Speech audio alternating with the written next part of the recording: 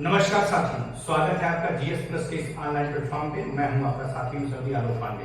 साथियों, आज हम उपस्थित हुए हैं अपने इस ऑनलाइन प्लेटफॉर्म पे आपको परिचय कराने के लिए। हालांकि इसके बारे में आप अच्छे तरीके से जानते होंगे।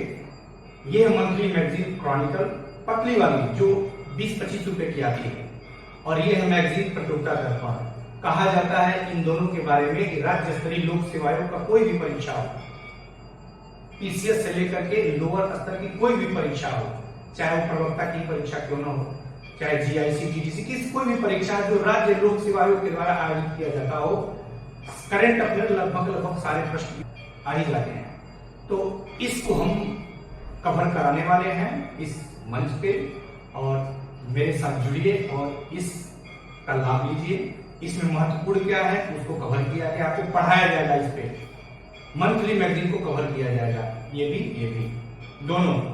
और इस तरह से करंट अफेयर का आपका प्रॉब्लम जीएस प्लस के ऑनलाइन प्लेटफॉर्म से आपकी समस्या करंट अफेयर हो जाएगी समाप्त, और आप अपनी परीक्षा की तैयारी को दे सकते हैं मजबूती धार। Thank you so much. नमस्कार साथियों, स्वागत है आपका जीएस प्लस के ऑनलाइन प्लेटफॉर्म पे। जैसा कि साथियों मैं आपसे वादा किया था कि करंट अफेयर का वीडियो लेकर के मैं आपके बीच उपस्थित होऊंगा। साथियों, राज्य स्तरीय लोक सेवा आयोग के द्वारा आयोजित किया जाने वाला कोई भी परीक्षा जिसमें करंट अफेयर आपको तैयार करना हो, तो मेरा ये मानना है कि करंट अफेयर को कवर करने के लिए दो बहुत ही महत्वपूर्ण और पारंपरिक मैगजीन है। एक है प्रतियोगिता दर्पण और दूसरा है क्रॉनिकल। प्रतियोगिता दर्पण और क्रॉनिकल इसको कहते हैं heart of state public service commission. कोई भी राज्य स्तरीय लोक सेवा आयोग हो, चाहे वो बिहार हो, चाहे झारखंड हो, चाहे आपका मध्य प्रदेश हो, चाहे छत्तीसगढ़ हो, यूपी हो, उत्तराखंड हो, कोई भी हो, राजस्थान भी हो, देखा गया है कि लगभग सभी सवाल इन दो मैगजीनों को कवर करने से करंट अफेयर का प्रश्न कवर हो जाता है। तो इसी बात को ध्यान में रखते हुए साथियों, आज आपके बीच में इस वीडियो को लेकर उपस्थित हो रहा हूं और आपके संघर्ष का साथी बनना चाहता हूं। करंट अफेयर का प्रतियोगिता दर्पण मैं जुलाई से शुरू कर रहा हूं, जुलाई 2023, और जुलाई 2023 का पहला न्यूज है कि कर्नाटक में नई सरकार का गठन। इसी न्यूज को मैं कवर कर रहा हूं। आइए देखते हैं, ध्यान दीजिए साथी। कर्नाटक में नई सरकार का गठन। कर्नाटक विधानसभा चुनाव 10 मई 2023 को संपन्न हुआ। ये परीक्षा में नहीं पूछेगा, यह पूछेगा कितने चरण में संपन्न हुआ। एक ही चरण में संपन्न, this is most important.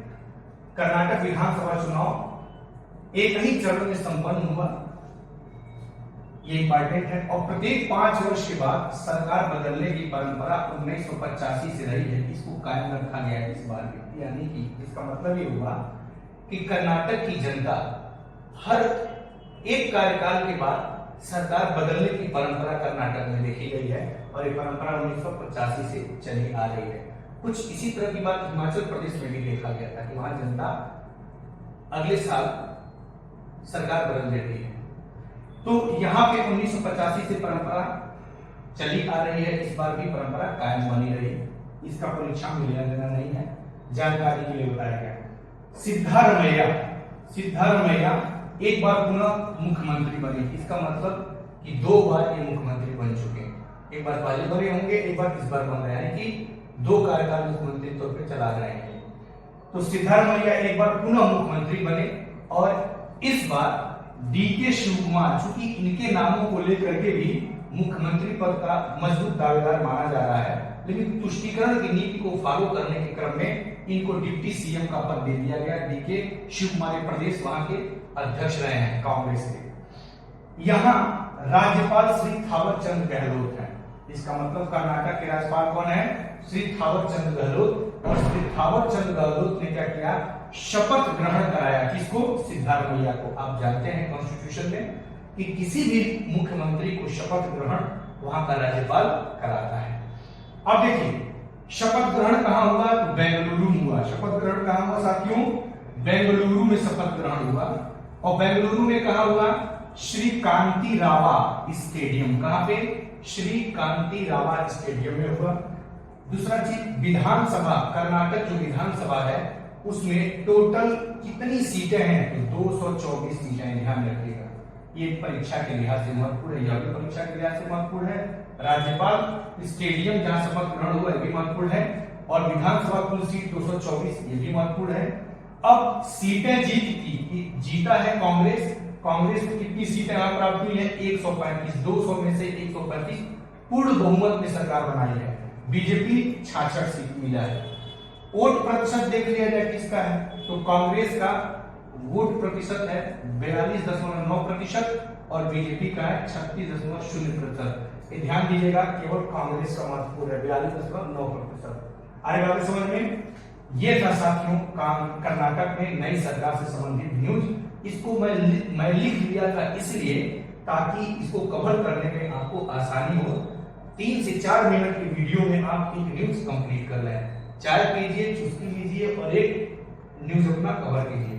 Thank you so much. अभी हमने पीछे का न्यूज देखा, कर्नाटक में नई सरकार का गठन, सिद्धरामैया एक बार पुनः मुख्यमंत्री बने। उसमें कर्नाटक कांग्रेस चुनाव पूर्व वायदा किया था जनता से 5 गारंटी देने की। पहली गारंटी, ये महत्वपूर्ण परीक्षा के लिहाज से, पहली गारंटी क्या थी कि सभी घरों को 200 यूनिट, सभी घरों को 200 यूनिट तक मुफ्त बिजली। 200 यूनिट के बाद फिर चार्ज लगेगा, लेकिन 200 यूनिट तक यदि आप खर्च कर रहे हैं तो 200 यूनिट तक आपको मुफ्त बिजली दिया जाएगा, कोई चार्ज नहीं दिया जाएगा। दूसरा गारंटी क्या था? प्रत्येक परिवार की महिला मुखिया, इसको महिला को फोकस किया गया है। प्रत्येक परिवार की महिला मुखिया को 2000 रुपये प्रति माह दिया जाएगा। तीसरी गारंटी क्या किया गया था?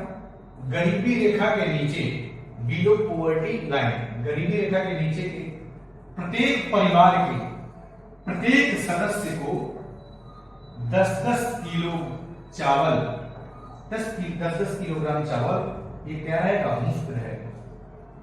चौथी गारंटी क्या किया गया था कि बेरोजगार स्नातक युवाओं को, जो ग्रेजुएट हैं, युवा हैं, उनको रुपया 3000 प्रति माह तथा डिप्लोमा जो डिग्री धारक बेरोजगार हैं उनको 2 वर्ष तक 1500 रुपया प्रति माह की मदद दी जाएगी। पांचवी गारंटी है साथियों कि सार्वजनिक परिवहन की बसों में महिलाओं को मुफ्त यात्रा की सुविधा दिया जाएगा। ये 5 चुनावी पूर्व वायदा किया गया था, जिसपे अमल करने के लिए जैसे ही कांग्रेस चुनाव जीत गई तो शपथ ग्रहण के जस्ट बाद इसको इंप्लीमेंट करने के लिए योजना इन लोगों ने बना लिया। ये था साथियों आज का news. Thank you so much.